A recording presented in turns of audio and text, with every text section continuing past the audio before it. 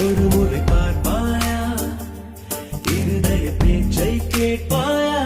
மறுமுறை பார்ப்பாயா விழிகளில் காதல் சொல்வா